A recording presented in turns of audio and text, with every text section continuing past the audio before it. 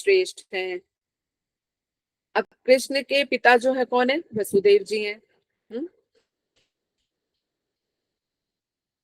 इसलिए जो दास्य भाव के हैं, या जैसे प्रहलाद महाराज जी हो गए, और कहते हैं कि ध्रुव महाराज, प्रहलाद महाराज, हनुमान जी, ये भी जो है प्रेमा भक्ति को समझ नहीं सकते, उनकी डेप्थ की गोपियों के भाव को नहीं समझ सकते कि क्या है। इसलिए कहा, लेकिन जब इनके प्रेम और इन सब चीजों के बारे में सोचा जाता है तो आश्चर्य होता है। गोपियों के भाव, जो माधुर्य ब्रज का जो प्रेम है, बाकी सारे जब विचार करने बैठते हैं, जैसे हमने प्रहलाद महाराज, कहते हैं कि पांडव, इन सबके में जो हमने तारतम्य देखा, लेकिन जब हम गोपियों के ब्रज तक हम पहुंचते तो आश्चर्य हो जाता है हमें, है ना। इसलिए कहा, कृष्ण अनुशीलन ब्रजियों, कृष्ण का अनुशीलन जिस तरह का ब्रज में है वो कहीं भी देखने को नहीं मिलता है। इसलिए सब में से जो है कृष्ण श्रेष्ठ है, कृष्ण भक्ति इसलिए सर्वश्रेष्ठ कही गई है। समझ में आ रही है ये बात?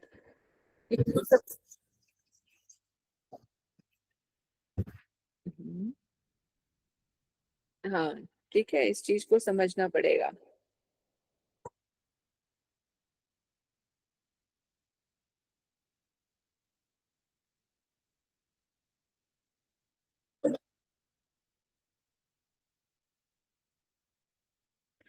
हाँ, ये अभी कहते कि अभी ये अभी तो भक्तों का तारतम्य दिखा रहे हैं यहाँ पर, ठीक है। अभी ये यहाँ पे भक्तों का तारतम्य है कि सकाम सकाम भक्त, निष्काम भक्त, फिर दास्य भाव में, फिर सखा भाव का देखा।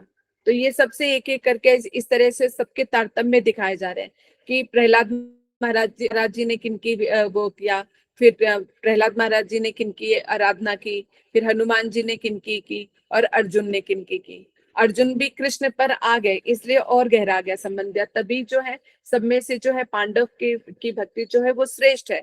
लेकिन अब कृष्ण में भी आगे तारतम्य दिखाएंगे, है ना। हरे तो कृष्णा कहते दीदी। दीदी, एक भक्ति में एक वृतासुर का भी वृतान आता है ना, कि जिसको इतना कुछ भगवान ने लालच दिया तो भी उसने सब कुछ मना कर दिया, वृतासुर। वो दास्य भाव में हो गए ना, वो तो हाँ असुर उसमें होने पर भी जो है वो दास्य भाव में कहलाएंगे। तो ये तो सब चीजों में श्रेष्ठ श्रेष्ठ अब गोपियों की तरफ जा रहा है, क्योंकि इसमें बोला ये सब उसी के अंतर्गत में ही आ रहा है अभी। अन्य अभिलाषिता शून्यम ज्ञान कर्मादि अनावृतम। तो कृष्ण का अनुशीलन ना होने के कारण ये भक्ति होने पर भी उत्तमा, या ये कह लो कहते कि जो है उत्तम भक्ति होने पर भी प्रेमा भक्ति नहीं है ये। तो इसीलिए श्रेष्ठ भक्ति यानी उत्तमा भक्ति की कैटेगरी में फिर भी इसको नहीं डाल रहे, क्योंकि इसमें कृष्ण अनुशीलनम नहीं आ रहा।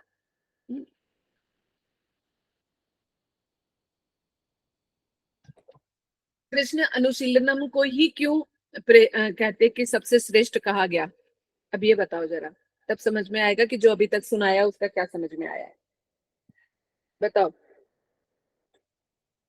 हरे कृष्णा दीदी, मतलब मतलब भगवान कृष्ण की जो भक्ति होती है, कृष्ण भावना मृत में जो होता है व्यक्ति, वही सबसे श्रेष्ठ है। जैसे आपने सारे भक्तों के बारे में बताया कि जैसे हनुमान जी भी हैं, और जो कि है प्रहलाद महाराज, ध्रुव महाराज, तो इन सब का बताया कि मतलब क्या है कि सब कुछ, सारे कितने भी हम सकाम कर्म, निष्काम कर्म भी करें, लेकिन अगर वो कृष्ण से रिलेटेड नहीं है, हमारे जो कर्म है, अगर वो भगवान को हमने माध्यम नहीं बनाया है, तो वो फिर हमारी वो भक्ति अनन्य भक्ति नहीं कहलाएगी।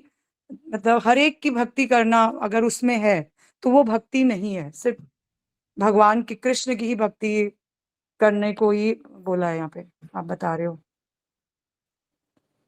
कुछ कुछ, लेकिन पूरी तरह से नहीं क्लियर है, ठीक है। दीदी अच्छा, मैं बताऊं, कोशिश करूं। हाँ, रीना रीना अभी सुनते हैं। हाँ, दीदी क्योंकि भगवान कृष्ण से जो हमारी भक्ति होती है वो प्रेमा भक्ति होती है, हम भगवान कृष्ण से प्रेम करते हैं, और जो प्रेमा भक्ति है वो सबसे उच्च भक्ति है।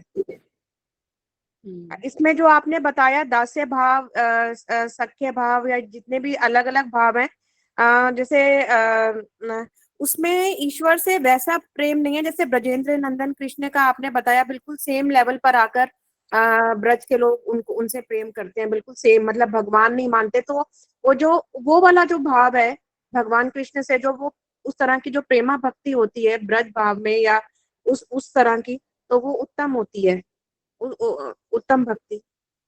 एक विशेष कारण है। क्या कारण है?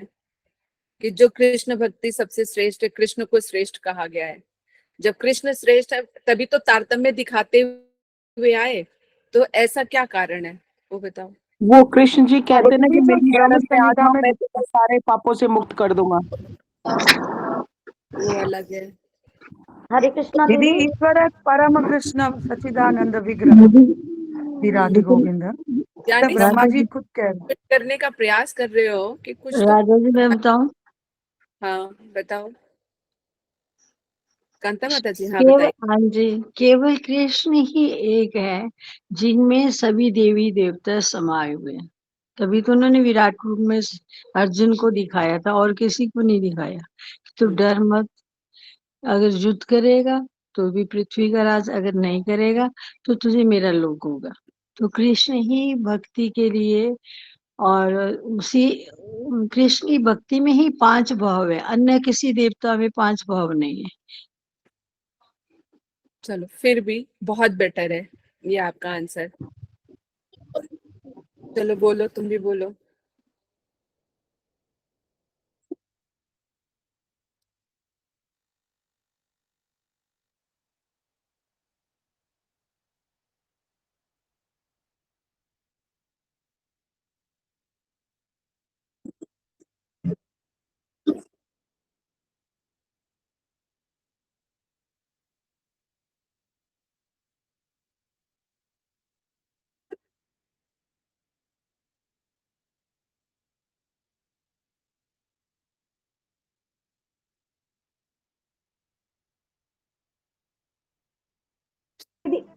चलो दीदी ठीक है। बबीता दीदी ने छक्के पे चौका मार दिया, सही बोला है थोड़ा देखो थोड़ा। चलो, अब आप लोगों ने, अब सब लोग म्यूट हो जाओ, ठीक है।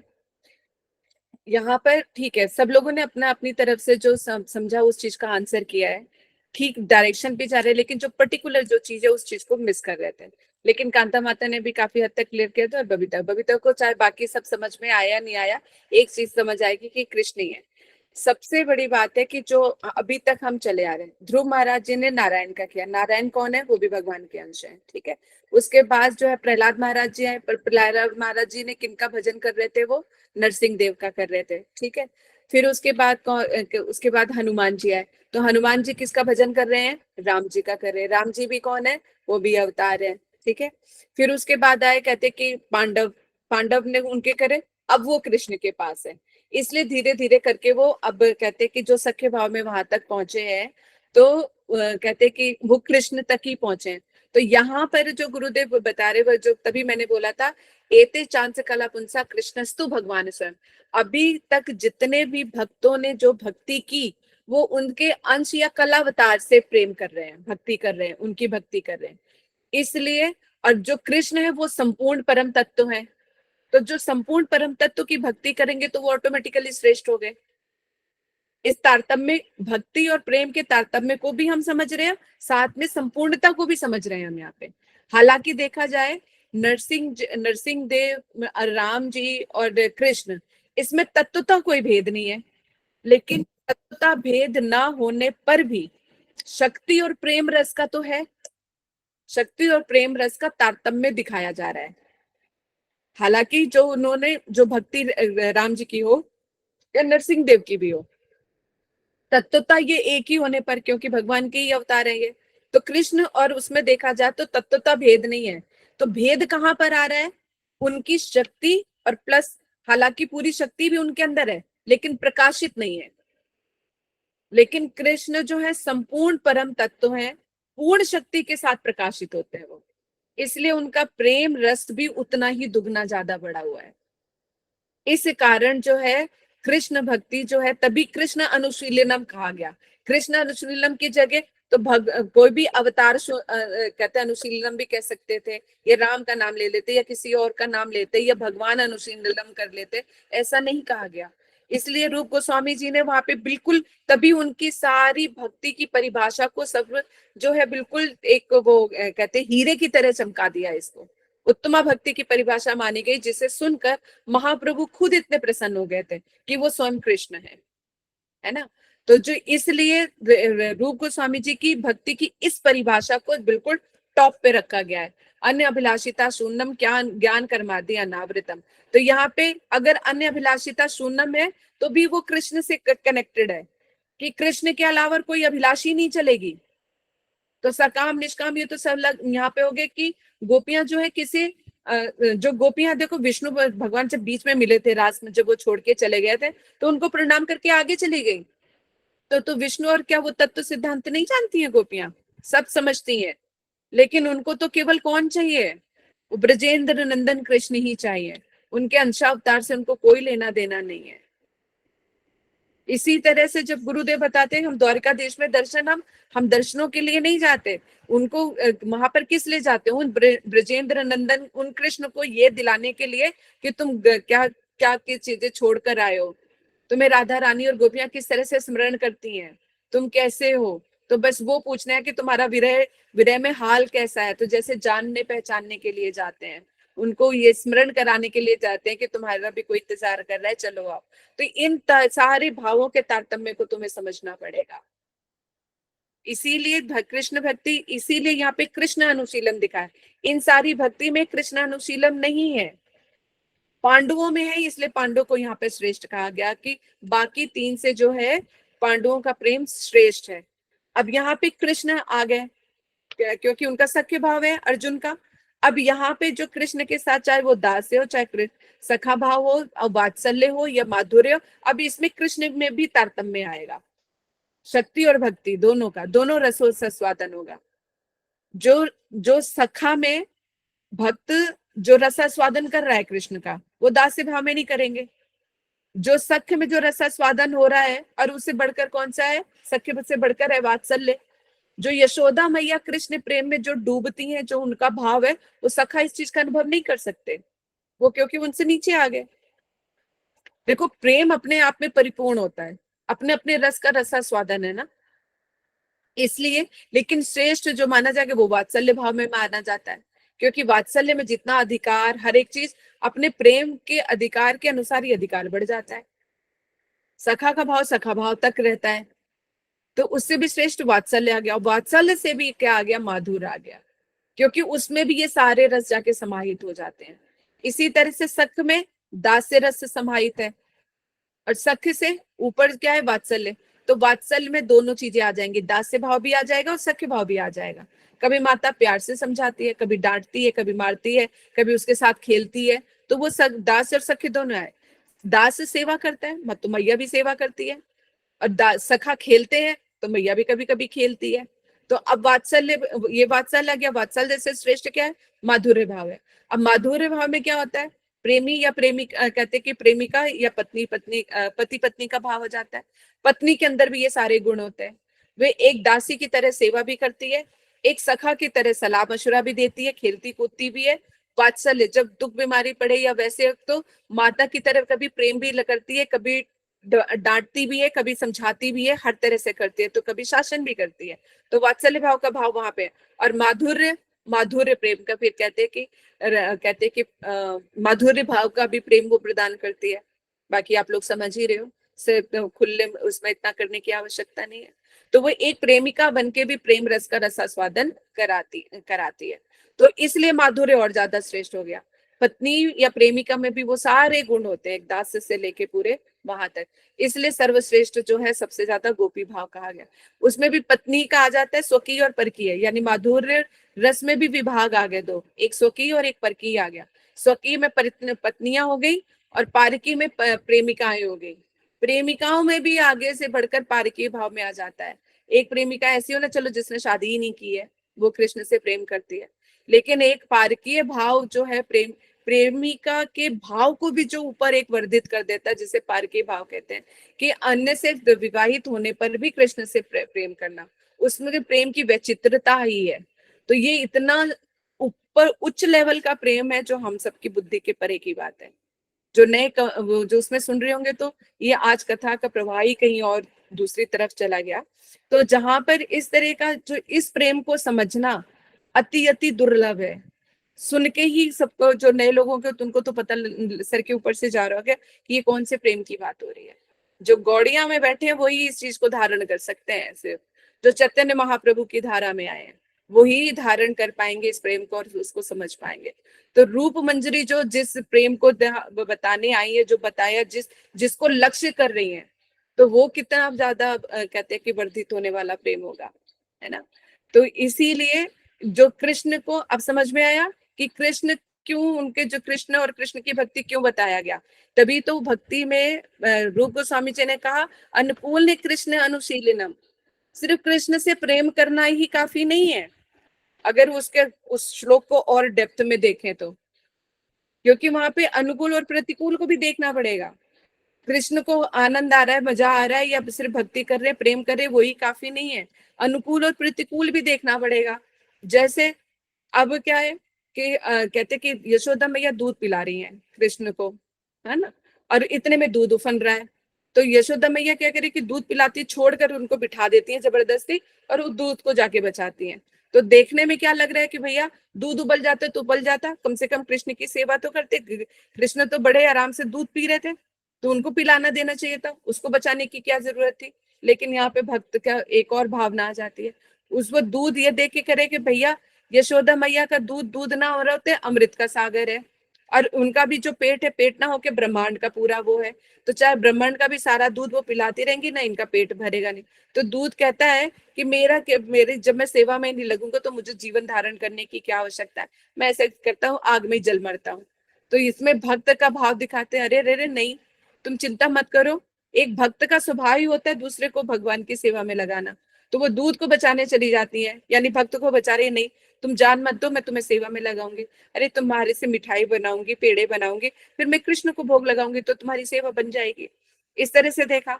वहां पे दूसरी तरफ देखते हैं रंगशाला में, कंस के दरबार में, जब वहां पे चष्टु और मुष्टिक से लड़ाई हो रही है, तो यहाँ पे प्रतिकूल था, यानी कृष्ण को रुचिकर नहीं लगा, यानी यशोदा मैया का दूध को बचाना कृष्ण को अच्छा नहीं लगा, लेकिन ये फिर भी प्रेमा भक्ति है, श्रेष्ठ भक्ति है।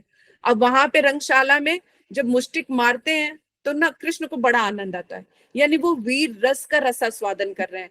अब वहां पर क्या ये भक्ति कहलाएगी? चाडूर और मुष्टिक जो कृष्ण को मार रहे हैं तो उनको बड़ा आनंद आ रहा है, कृष्ण को तो आनंद आ रहा है, लेकिन क्या ये कृष्ण के अनुकूल है? पहुंचा तो कृष्ण को कष्ट ही रहे हैं ना, तो एक भक्त कैसे देख सकता है? तो यहाँ पर कृष्ण को रुचिकर लगने पर भी हम उनका समर्थन नहीं करेंगे, एक भक्त कभी भी उस चीज का समर्थन नहीं करेगा। तो प्रतिकूल अनुकूल, तभी बोला अनुकूल कृष्ण अनुशीलनम, यानी अनुकूल भाव से जो कृष्ण से प्रेम करता है तो वो उत्तमा भक्ति कहलाती है, जो सिर्फ गोपियों में देखी जाती है और कहीं भी दिखाई नहीं देती है। समझ आई बात? इसलिए यहाँ पे बोला कृष्ण अनुकूल ने कृष्ण अनुशीलनम भक्ति रुत्मा। ये सुन के महाप्रभु प्रसन्न हो गए कि वो भक्ति, वो प्रेम जो कृष्ण के अनुकूल होके किया जाता है, केवल मात्र वही एक उत्तम भक्ति है। तो और ये भक्तियों का ये जो उदाहरण दिए गुरुदेव ने, ये सारे भक्ति के तारतम्य को दिखाने के लिए दिया गया। तो क्यों कहा गया कृष्ण अनुशीलन की उत्तमा भक्ति है? कि कृष्ण का अनुकूल भाव में प्रेम सेवा करना ही उत्तम भक्ति है, इसीलिए कहा गया, क्योंकि कृष्ण ही परम तत्व हैं, उन्हीं के अनुकूल सेवा, उन्हीं की सेवा की वासना ही उत्तमा भक्ति है, बाकी सब नीचे आ जाते हैं। अगर श्रेष्ठ भक्ति है तो कृष्ण अनुकूलन जो है, अनुशीलनम भक्ति वही कहलाएगी। क्लियर है? या ये भी थोड़ा सा सर के ऊपर से गया, या और उसको एक्सप्लेन करूं, या क्लियर हो गया सब? बताओ।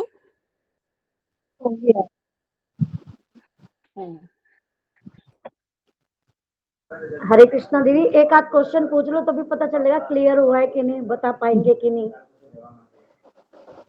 अभी तो मैंने जो स्पष्ट शब्दों में जो पूछा था, इसीलिए पूछा था कि कृष्ण भक्ति क्यों श्रेष्ठ बताई जा रही है। तो ये जो उदाहरण दिए हैं, तो इसका जो तारतम्य है यहाँ पे, शक्ति का, जैसे नरसिंह देव है, नरसिंह और कृष्ण में जो है तत्वता भेद नहीं है, वो उन्हीं का ही तत्व, उन्हीं के ही अंश है, उन्हीं से ही अंश अवतार है या कला अवतार है, तो उनमें कोई भेद नहीं है। सारी शक्तियां भी हैं, जैसे चंद्रमा है, चंद्रमा में पूर्ण वो सारी शक्ति, लेकिन वो कभी कभी प्रकाशित करता है। पूर्णिमा वाले दिन पूरे चांद की शक्तियां जो प्रकाशित हो जाती हैं, बाकी एक पतली सी लाइन दिखती है। इसका मतलब ये नहीं कि उनकी शक्ति घट जाती है, प्रकाशित नहीं होती है। इसी तरह से जितनी शक्ति प्रकाशित होगी उतना ही रस का भी, उतने रस भी प्रकाशित होगा। तो संपूर्ण रूप से कृष्ण में ही सारी शक्तियां प्रकाशित होती हैं। वो परम तत्व के रूप में स्वीकृत है, और प्रॉपर पूरा रस भी उन्हीं में ही प्रकाशित होता है, जितना माधुर्य है। तो इसलिए जो है कृष्ण अनुशीलनम इसी को कहा गया, इसी को भक्ति उत्तमा कहेगी। हाँ रीना पूछो। दीदी, अगर प्रहलाद महाराज जी नरसिंह भगवान जी की आराधना ना करके उस वक्त, या उस वक्त उनकी मतलब उस वक्त उनको ना पुकार कर सीधा कृष्ण को पुकारते, तो और कृष्ण ऑफ कोर्स कृष्ण जरूर आते उनकी रक्षा करने के लिए, तो क्या, जैसे भी आपने बताया कि उनकी भक्ति भी उतनी उत्तम नहीं है, क्योंकि उन्होंने वो उनके कलावतार और तो वाला पॉइंट, तो उनकी उसमें भक्ति सब संबंध का भी, हो जाती। वहां पे संबंध ज्ञान भी मिसिंग था। यहाँ पे कृष्ण अनुशीलना में, यानी कृष्ण से तो जो है संबंध युक्त, वहां पे संबंध युक्त भी प्रेम नहीं था। अगर मान लो वो कृष्ण से भी प्रेम करते हैं, लेकिन ऐसे कितने ही भक्त हैं यहाँ पर जो कृष्ण भक्त तो है, लेकिन उनको संबंध युक्त नहीं करते। भगवान है, ऐश्वर्यमयी बुद्धि ले रखी है।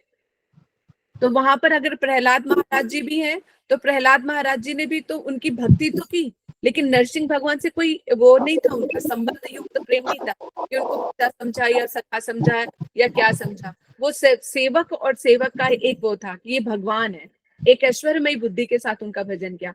तो वहां पे संबंध भी मिसिंग था, इसीलिए उनको भी वो प्रेमा भक्ति जो है प्राप्त नहीं हुआ। तो संबंध ज्ञान रहित, अगर हमें कभी तो संबंध ज्ञान रहित अगर ज्ञान भी प्राप्त है, अगर भक्ति भी प्राप्त है, तो भी उसका कोई लाभ नहीं है। वो उत्तरोत्तम जो प्रेमा भक्ति की तरफ हमें लेके नहीं जा सकते। यानी प्रेमा भक्ति के लिए कृष्ण से भी संबंध युक्त होना बड़ा जरूरी है। इसी तरह से वहां पे ऐश्वर्य भाव तक, यानी हनुमान जी तक भी अगर देखा जाता है, तो हनुमान जी का और जो राम जी का संबंध है, वो सेवक और उसका तो है, उसमें भी ऐश्वर्य में है, ये प्रभु है, ये भगवान है मेरे। हर समय उनको ये स्मरण रहता था, मेरे प्रभु हैं। इस चीज का है एकांतिक, हनुमान जी की एकांतिकता तो यहाँ पे दिखाई देती है कि वो राम जी के अलावा किसी से नहीं है। हालांकि बाकी सब जो उनको सबको प्रणाम करते हैं, लेकिन राम जी के लिए उनके प्रति वो है। तो उनका इसीलिए थोड़ा सा ममत्व दिखाया कि राम मेरे हैं, मेरे राम है। लेकिन उनको इस चीज का भी ज्ञान है कि ये सबके हैं। और इसी तरह से प्रहलाद महाराज जी भी जो है सब तरफ सबको, सब सारे जीवों में भगवान भगवत दर्शन कर रहे हैं। तो वो भी काफी उच्च कोटि के हैं भक्त, लेकिन उत्तम के उसमें नहीं आएंगे क्योंकि संबंध रहित है। तो इसीलिए दिखाया कि ये कोई साधारण भक्त नहीं है जिनके बारे में हम पढ़ रहे हैं। ध्रुव महाराज जी, प्रहलाद महाराज जी, हनुमान जी, ये कोई साधारण भक्त नहीं है, ये भी बड़े उच्च कोटि के भक्त हैं।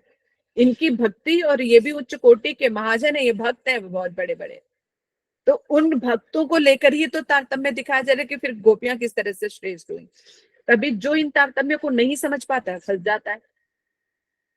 और जो कहते कभी तो शुद्ध भक्ति यहाँ से तो आरंभ हुई है, जहाँ पे ध्रुव महाराज और प्रहलाद महाराज जी की है।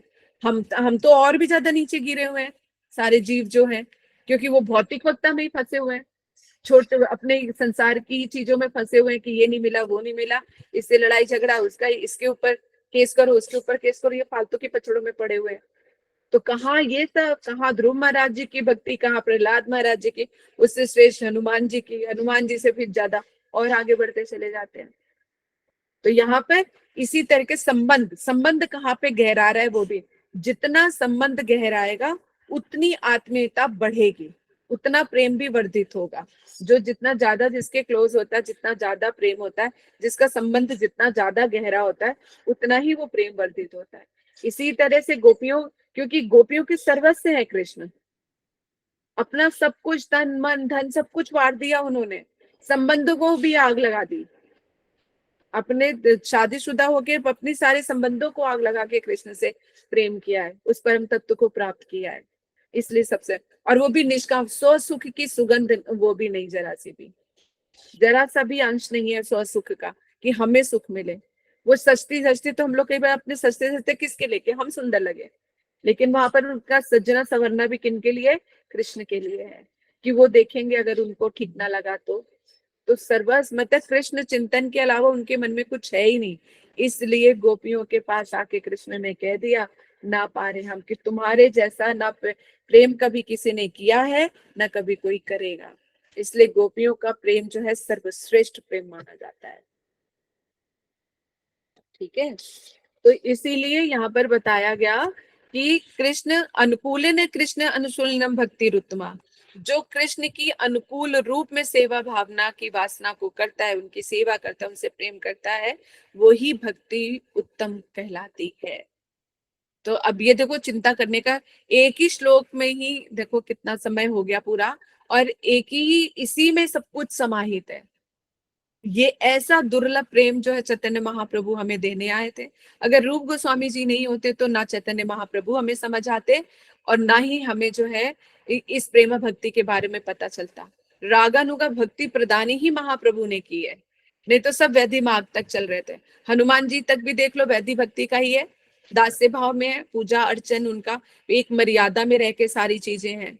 चैतन्य चरितमृत में कृष्ण कहते हैं सारे भक्त लोग जो है कृष्ण को देख के शीतल हो जाते हैं, लेकिन चैतन्य चरितमृत जहाँ पे भगवान खूब राधा रानी का भाव लेकर आए तो उनको अनुभव किया कि भैया राधा रानी को देखकर मैं शांत हो जाता हूँ, अगर राधा रानी ना देखे ना दिखाई दे तो बेचैन हो जाते हैं, जो सबको चैन प्रदान करते हैं उनका चैन खो जाता है।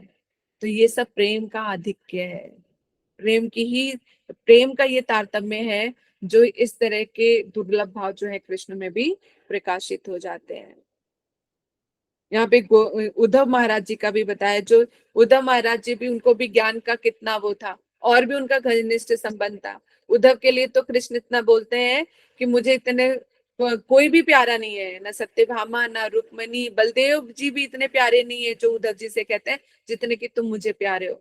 तो सोचो कृष्ण के जो है उद्धव जी से कितना प्रेम करते होंगे। इतना प्रेम होने पर भी उन्होंने ब्रज में भेजा जाके कि अभी भी तुम्हें प्रेम की परिभाषा नहीं पता कि किसे कहते हैं, जाओ गोपियों की पाठशाला में सीख कर आओ। जब वहां पर गए तो सांत्वना देखने के लिए गए थे, लेकिन उनको कुछ नहीं दे पाए। कहते तुम क्यों गोपियों को याद करते हो? अरे गोपियों को कहते तुम क्यों कृष्ण को, वो तो सब जगह विराजमान है। हाँ, सब जगह तुम्हें वो कहते कि नजर आएंगे, जब हृदय में है सब जगह है तो तुम्हें साक्षात ही क्यों चाहिए? तुम्हें किस किस चीज का ये क्यों रोती रहती हो?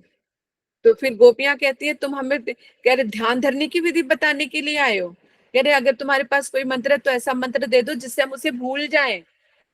तुम वो तो तुम्हें बिना हमारे ध्यान के भी हर जगह स्फुरित रहता है, हर जगह दिखाई देता है हमें वो, तो हम चाहते हैं कि हम उसको भूल जाएं, ऐसा कोई मंत्र है? इस तरह की अवस्थाओं को देखकर जो उद्धव जी हैं बड़े आश्चर्यचकित रह गए थे कि प्रेम के ऐसी उच्च शिखर जो हिमालय से भी कहते उज्जवल उन्नत है। तो ऐसे प्रेम को देख के वो उनका जो है जो ज्ञान था वो सारा कहते कि बह निकला। फिर कहने लगे ऐसे गोपियों की रज रज एक कण मिल जाए। तो गुरुदेव कहते हैं किसका कण? गोपियों में भी सबसे सर्वश्रेष्ठ कौन है? राधा रानी है। राधा रानी जैसे की सेवा कृष्ण की कोई नहीं कर सकता। यदि राधा रानी की चरण रज का एक कण अगर मैं मिल जाऊं, मुझे मिल जाए तो मैं कृतार्थ हो जाऊं। तो आज भी उद्धव जी तपस्या कर रहे हैं, लक्ष्मी जी भी तपस्या कर रही हैं, जो वो तो नारायण की पत्नी है, उनको क्या जरूरत है, लेकिन फिर भी वो ब्रजेंद्र नंदन कृष्ण का संग प्राप्त करने के लिए तपस्या कर रही है। तो ये भक्ति का तारतम्य और आसक्ति और प्रेम का है। गोपियों के सर्वस्व है कृष्ण, उनसे कोई, और यहाँ तक कि सबके साथ संबंध की अपेक्षा है ना प्रेम प्रीति के लिए, लेकिन गोपियों ने तो उस संबंध का भी त्याग कर दिया कि एक प्रेमी और प्रेम का जो रिश्ता है, प्रेमी और प्रेमिका का जो रिश्ता होता है वो प्रेम पर ही आधारित है। बस संबंध नहीं है कि तुम किसी के ऊपर जाके, एक पत्नी को पूरा हक होता है पति से लड़ने झगड़ने का और सब चीजों का, कहीं पर भी कह सकती है ये मेरा है, तुमने क्यों बात की या क्या है, लेकिन प्रेमिका या प्रेमी नहीं कह सकता। उसका अधिकार ना होते हुए भी पूरा अधिकार होता है, और पूरा अधिकार होते हुए भी कोई अधिकार नहीं होता। वहां अपने अधिकार का प्रयोग नहीं कर सकते कोई भी, अंदर ही अंदर का होता है वो। तो उनका प्रेम संबंध प्रगाढ़ता ही उनका वो है सब कुछ। तो एक दूसरे का प्रेमी ही उनके लिए सर्वस्व होता है। तो इसीलिए प्रेमिक प्रेमिका का प्रेम जो है बड़ा दुर्लभ है। एक दूसरे को कोई कह नहीं सकता किसी चीज के लिए कि तुम आ ही जाओ। ऐसे पत्नी पत्नी को कहीं पर भी बुलाए जाना पड़ता है, प्रेमी प्रेमिका बुलाए तो तुम्हारी मर्जी है, जाओ तो जाओ, नहीं जाओ तो नहीं जाओ, तुम्हें कोई ब्लेम नहीं कर सकता किसी चीज के लिए। तो जब ऐसा दुर्लभ, जहाँ पे संबंध की भी कोई अपेक्षा नहीं है, कृष्ण हमें अपना समझे या ना समझे, हम तो तुम्हें अपना समझते हैं। चैतन्य शिष्टाष्टक में श्लोक पर राधा रानी कहते हैं, कृष्ण तुम चाहो तो गले लगा लो, चाहे तो तुम फटकार दो, चाहो तो मुझे धूल में मिला दो, चाहे तो तुम सूरज की तरह चमका दो, तुम जो चाहो सो तुम कर लो, ये तुम्हारा मुझ पे अधिकार है।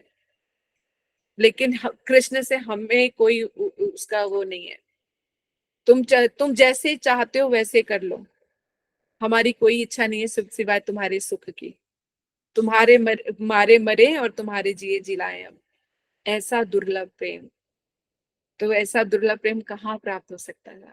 इनके बारे में श्रवण करना ही इतना दुर्लभ है, तो प्राप्त होने की तो बहुत ही दूर बात है। ऐसे प्रेम को हमने कभी श्रवण भी नहीं किया था। अगर रूप गोस्वामी जी नहीं होते तो ऐसी उत्तम भक्ति की परिभाषा ना जानने को मिलती, ना ऐसे प्रेम को समझ पाते, ना महाप्रभु के भावों को समझ पाते हम। तो ये रूप गोस्वामी जी का ही अवदान है। आज हम उन्हीं के श्री चरणों में प्रार्थना करते हैं कि हम पर कृपा करें कि ऐसे शुद्ध प्रेम को हम अपने हृदय में धारण कर पाए, और ऐसा धारण कर पाने के लिए भजन का सामर्थ्य भी हमें जो है हरि गुरु वैष्णवी ही हमें प्रदान करें। तो रूप गोस्वामी जी के जितने भी ग्रंथ हैं, हम जब भी उनको स्मरण करें, उनको पढ़ें, उनकी कथा सुने, तो वो सब हमारे हृदय में स्फुरित हो। ऐसे रूप गोस्वामी जी के चरणों में हमारी प्रार्थना है। ऐसे टाइम तो हो गया, भागवत का एक ही श्लोक ले लेते हैं ताकि ये तो रहे कि एक एक कदम तो बढ़ाया हमने, है ना। हे राधे। इतनी गहरी बातें जब हृदय में उतरती है ना, तो तब पता चलता है कि ये देखो कितना बड़ा अवदान है हमारे लिए, कितनी बड़ी कृपा है इस चीज के लिए। कल हम लोगों ने श्रीमद् भागवत में प्रथम स्कंद के द्वितीय अध्याय का 18वां श्लोक किया था। ठीक है, 18वें श्लोक में हमने क्या किया था? नष्ट प्रायुश्रे भद्रेशु नित्यम भागवत सेव्या भगवत युक्तम श्लोके भक्तिर्भवती नष्ट की। यानी नित्य निरंतर श्रीमद् भागवत का श्रवण कीर्तन आदि सेवा और भक्त भागवत की परिचर्या सेवा करने से अशुभ वासनाओं का प्राय नाश हो जाता है। यानी हम जैसे जगत जीवों को यदि श्रीमद् भागवत की कथा श्रद्धा युक्त होकर हम श्रवण करते हैं और उनके भक्तों की सेवा करते हैं, यानी हरि गुरु वैष्णव, अगर इन तीनों की सेवा करते हैं तो निश्चित तौर पे हमारा जो है पाप हमारे सारे नष्ट हो जाते हैं। अशुभ जितनी हमारी इच्छाएं हैं या वासनाएं हैं, वो सारी की सारी खत्म हो जाती हैं, और भगवान कृष्ण के प्रति जो है हमारी अचला भक्ति जो है वहां पे प्रकाशित होती है, या हमें भक्ति का उदय होता है। जो कृष्ण प्रेम हमारे हृदय में छिपा हुआ है ना, प्रकाशित हो जाता है। 19वां श्लोक है, कहते हैं तदा रजस्तस्मुभावा कामलोभाद्यश्च ये चेत एतर्ना विधम स्थितम सत्वे प्रसिद्धति। अर्थात जिस समय नष्ट की भक्ति उदय होती है, जब अगर श्रद्धा युक्त होकर श्रीमद् भागवत कथा की भगवान की रूप गुण लीलाओं को श्रवण करेंगे और हरि गुरु वैष्णव की सेवा करेंगे, तो उस समय जब हमारी नष्ट की जो भक्ति है, अनन्य भक्ति जब उदित होती है, उस समय क्या होगा? हमारे जो शरीर के 3 गुण है, रजोगुण, तमोगुण और सतोगुण, ये जो रजोगुण और तमोगुण के द्वारा जितने भजन में विघ्न बाधाएं जो शत्रु बन के कहते कि इन गुण जो 3 गुणों के वो डालने वाले जो है, विघ्न बाधाएं डालने वाले क्या है? काम, क्रोध, लोभ, मोह, मत्सर्य, ये सब जो है ना भक्त को आवृत नहीं कर पाते। यानी जब नैष्ठिकी की भक्ति, ऐसी दिव्य भक्ति हमारे हृदय में यदि अंश मात्र में भी अगर आ जाती है, तो ये जो गुणों के प्रभाव है ना, इनके प्रभाव जो काम, क्रोध, लोभ, ये जब सब आ जाता है, ये हमारा कुछ नहीं बिगाड़ सकते। कहते भक्तों आवृत नहीं कर सकते उनकी भक्ति को, और उनको आवृत नहीं कर सकते। तो देखो ये भक्ति का गुण है, यदि हम भक्ति करेंगे तो ये आएंगे ही आएंगे, इसमें कोई संशय है ही नहीं। अगर ये सब गुण प्रकाशित नहीं हो रहे तो इसका मतलब कपटता है हमारे अंदर, अभी भक्ति नहीं चल रही है, अभी क्या चल रही है? कपटता चल रही है, क्योंकि भक्ति का गुण कैसा है, भक्ति की जैसे ही भक्ति हमारी, ऐसे शुद्ध भक्ति हमारे हृदय में प्रवेश करेगी, ये रजोगुण और तमोगुण को प्रभावित करने वाले जो है काम, क्रोध, लोभ, मत्सर्य, ये सब चीजें स्वतः ही नष्ट हो जाते हैं। वो एक भक्त के हृदय को वो आवृत नहीं कर पाते हैं, क्योंकि उनका मन किस में लगा रहता है, शुद्ध सत्व में निमग्न होने के कारण दुसंग से प्रभावित नहीं होता। क्योंकि जब कृष्ण प्रेम हृदय में चल रहा था तो दुसंग उसको कुछ उसके ऊपर प्रभाव नहीं डाल सकता। जैसे एक संसारिक उदाहरण देती हूँ, जैसे किसी को किसी से प्यार हो गया, अब वो उसके प्यार में इतना दीवाना है या दीवानी है कि जितना मर्जी उसके बारे में नेगेटिव चीजें बोलो कि ऐसी है वैसी है, ये करता है वो करता है, जो मर्जी बोल लो, उसको कोई फर्क नहीं पड़ता। क्यों? क्योंकि उसका जो है, उसके प्रेम में और उसके ऊपर उसको इतना विश्वास है कि बाहरी जो प्रतिक्रियाएं हो रही हैं उसके प्रति, प्रतिकूल अनुकूल जो कुछ भी है, उसके ऊपर कोई असर नहीं पड़ रहा। जैसे हमारे घर में यदि हमें इस स्थिति में हम होते हैं जिससे हमें प्यार हो जाए, तो घर वाले कितना समझाते हैं, अरे क्यों करना, वो ऐसी है वैसी है, अभी ये नहीं है, पैसा नहीं है, नौकरी नहीं है, जो भी मतलब जितने भी अवगुण दिखाएं, उसको समझ में आती है बात? नहीं। सारी बातें सुनने के बाद क्या कहेंगे, भैया अगर शादी करूंगा या करूंगी तो इसी से करूंगी, नहीं तो किसी से नहीं करूंगी। यानी किसी भी बात का कोई असर नहीं। इसी तरह से जब शुद्ध भक्ति हृदय में प्रवेश कर जाती है, तो जो ये गुणों के जो प्रभाव है, जो विपरीत प्रभाव डालते हैं, उनका उनके ऊपर कोई भी असर नहीं होता। भक्त तो ऑलरेडी शुद्ध सत्व में डूबा होता है, भगवान की प्रेम में इतना भाव विभोर रहता है कि बाहरी प्रतिक्रियाएं उसका कुछ भी बिगाड़ नहीं पाती हैं। इस प्रकार शुद्ध निर्मल जीवात्मा दुर्गति को प्राप्त ना करके हरि सेवामयी चित्रवृत्ति में अवस्थित होकर प्रसन्न हो जाता है। इसलिए इस तरह का जो भक्त होता है, जो जीवात्मा होती है, तो वो दुर्गति को प्राप्त नहीं होता है, बल्कि हरि सेवा में अपने मन को लगाकर ऐसे प्रेम में वो निमग्न रहता है कि उसका कहीं और कहीं पे उसका मन जाता ही नहीं है। वो सदैव आनंदित रहता है और दूसरों को वो आनंद प्रदान करता है। ठीक है, तो आज हमने ये श्लोक भी आज यहाँ पे ले लिया। किसी का कोई प्रश्न? रीना।